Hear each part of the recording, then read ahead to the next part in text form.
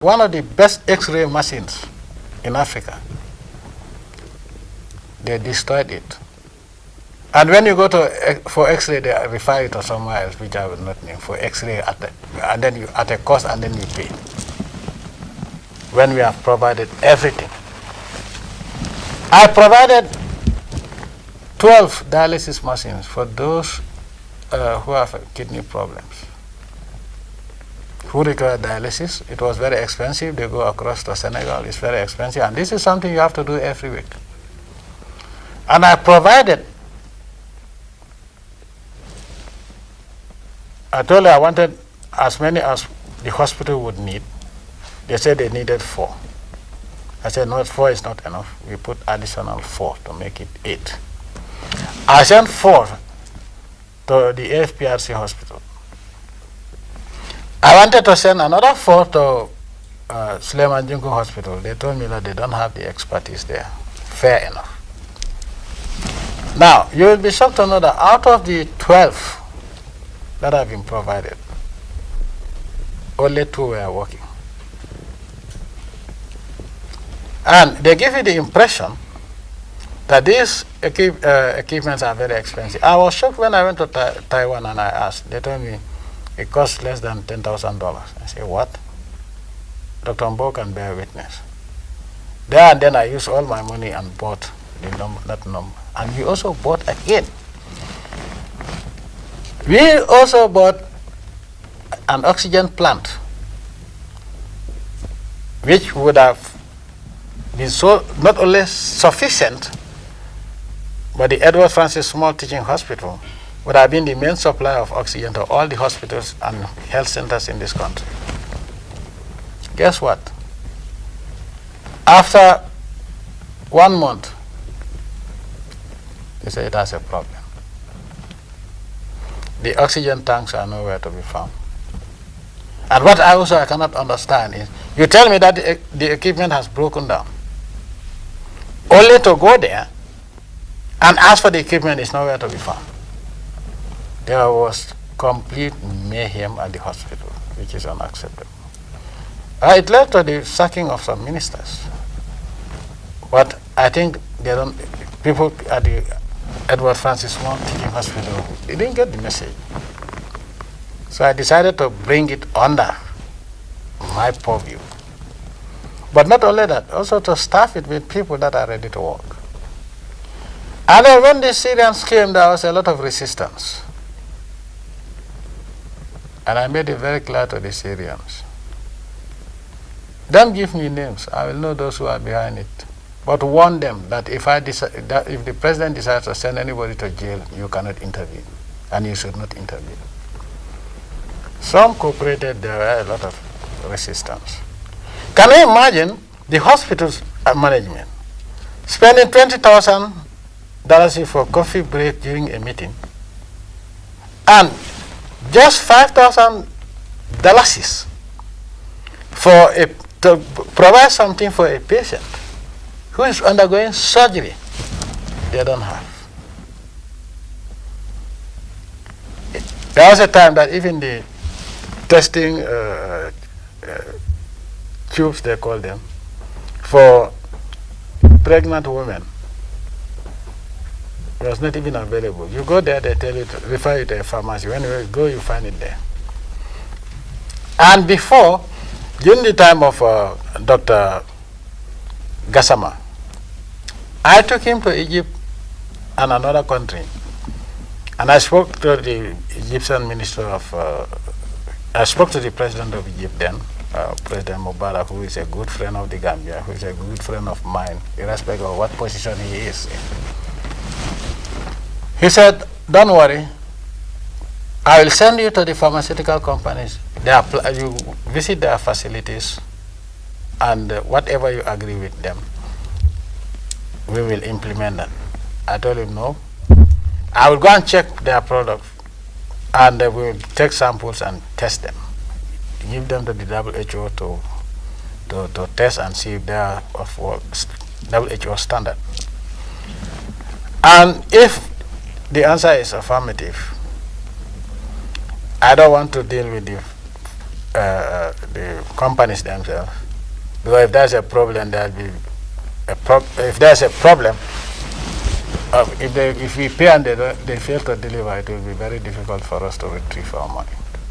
So now what we want to do is sign with the Egyptian government, Ministry of Health, all our agreements with the pharmaceutical companies. We sign that agreement with it is government to government. So if a pharmaceutical company misbehaves, you deal with it. He said, whatever you want, that's what I will do. So we sign, and I say, okay, there's a lot of pilfering of drugs. That's one thing I want done. To put in a mark that you know that unless you are told what it is, where it is, you will not know, so that if the medicine is stolen and sent to a pharmacy, Dr. Kasama can go and stand at the pharmacy and say, this is from government company. This was going on, I thought, up to now, only to realize last year that it has been discontinued.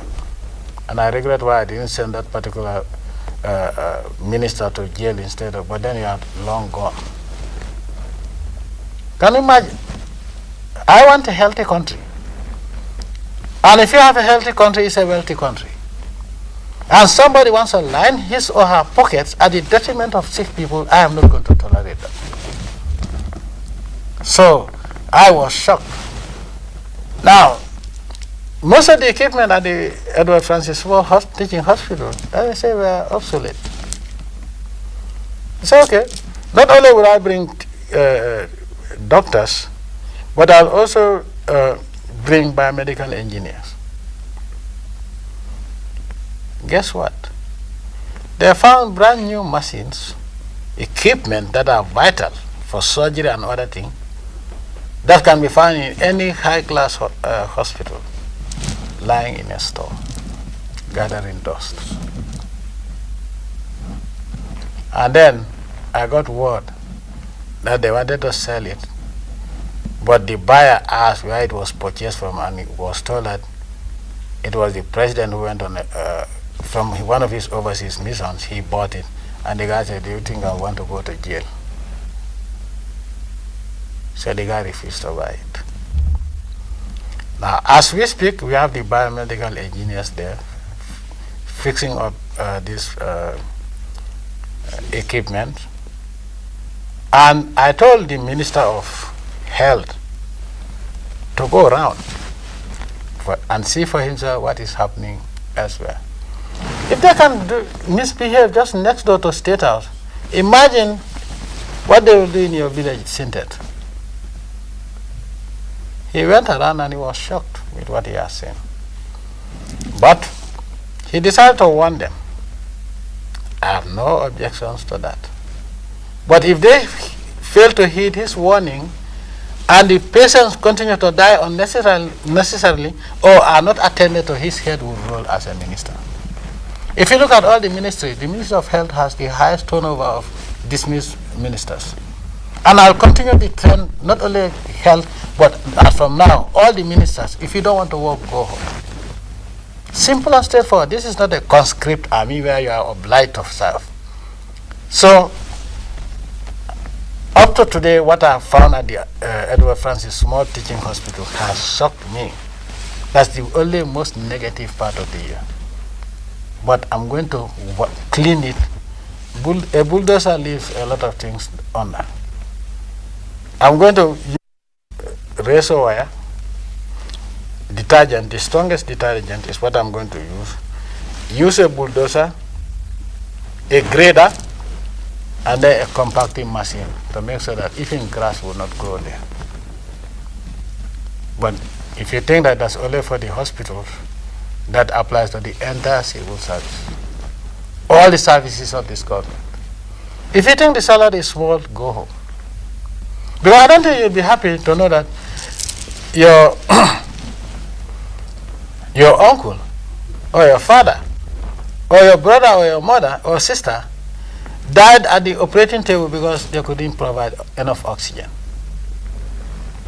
How much does it cost? When we have provided for them a world-class oxygen plant. Even when it came And the WHO resident then came and saw it. He said, this is a big step forward. But other areas also, the police, they still continue their malpractices despite the fact that it has been reduced. So also the army. I have to put my foot down to make sure that some people were court-martialed for misbehavior. So if I don't spare the army, I don't spare the police. So indiscipline is a problem. I am not going to tolerate it. You have zero tolerance for indiscipline. And I used to give 3 warnings. Now I'll give you 1.5. By the time it is 2, you are either going to jail, you are going to be prosecuted and sent to jail, or you are going home for good. And as from now also, those who are sitting down there thinking that, oh, I didn't do anything wrong, I was sent home, to hell with you, I'm not going to bring you back. Gone are the days where people appeal to me out of sympathy and out of consideration for their families. I let them come back, I give them a chance. Guess what? When they are given a chance, they would not accept the fact that somebody pleaded on their behalf. They say, this law, definitely, President Dafa def mistake, mu realize ne defuma dara mu delo. Now if I dismiss you also and you tell me that you have been hard working, good. When you are hard working, you stayed in the system. But when you became less serious and became more corrupt, you go home. So don't even write to me and tell me I'm the only breadwinner. Well, if you are a breadwinner and the bread is no longer there, you can be the firewood winner and feed your family. I am not going to dismiss anybody now and bring you back, no matter what your position is. So those who would write to appeal, I think the best appeal is to appeal to whatever they are to you, your uncle, your father, your mother, or your whatever he is to you or she is to you. Appeal to them to do what is right. I will go back to the national anthem for the Gambia, our homeland. We strive to work and pray. And then we have pledge to protect the common good. The common good is what people think that, oh, these are government funds, they don't belong to anybody, so it's fair game for anybody to take. If you do that, you are asking for trouble. And we're also going to change some of the laws. Because if you take somebody to court only for him to be given 2 years, this is unacceptable. Because what he did will destroy hundreds of thousands of lives in this country. You think I'm a fool? I don't want money. I want money. So if I can spend money to pay students without even asking for their parents' political affiliation, I see no reason why somebody will sit down there and divert those funds and deprive young. You think I'm stupid? I don't want my money.